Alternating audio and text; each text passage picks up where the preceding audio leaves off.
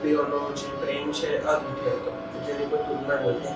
અને આપણે સાંભળીએ છીએ ડાયરાઓમાં કે એક વાર મહાદેવ પણ પોતે ગોપી બનીને આવી ગયા હતા. તો શ્રી કૃષ્ણના જે રાસ થતા હતા, જે રાસમાં બધી ગોપીઓ ભાગ લેતી અને જે પ્રેમ રાસ હતો, એવું તો કેવા લેવલનો એ રાસ થતો હતો કે જેમાં ભગવાન પણ પોતાની જાતને રોકી ન શકતા હતા. એવું એક દિવ્ય અને અલૌકિક રાસ હતો, જે આપણે અત્યારે ગરબા કહીએ છીએ. અત્યારે તો ગરબાની ડેફિનેશન ફેશન અને મજાનું સાધન થઈ ગયું છે. એ રાસ હતો ને એ દિવ્ય હતો કે જેની અંદર પ્રેમ લક્ષણા ભક્તિ ગોપીઓની અંદર હતી, પણ એ પછી પ્રેમ લક્ષણા ભક્તિમાં આગળ વધી અને ભગવાન પ્રત્યેની એના હૃદયની અંદર રતિ પ્રગટ થઈ ગયા. એટલે પછી એમાં કોઈ દ્વૈત રહ્યું નહોતું, અદ્વૈત બની ગયા હતા ગોપીઓ અને ભગવાન. એટલે એ રાસનો આનંદ માણવા મળ્યો, અલૌકિક રાસનો.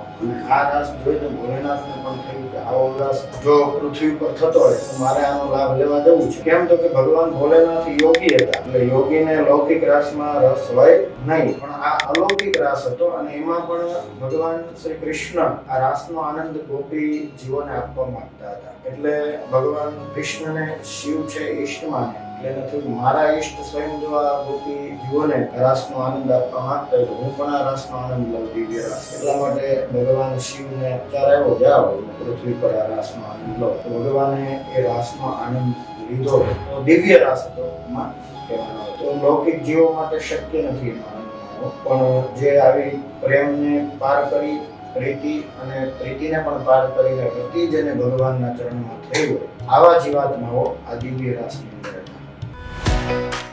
MNH घर सजाएं खुशियां लाएं।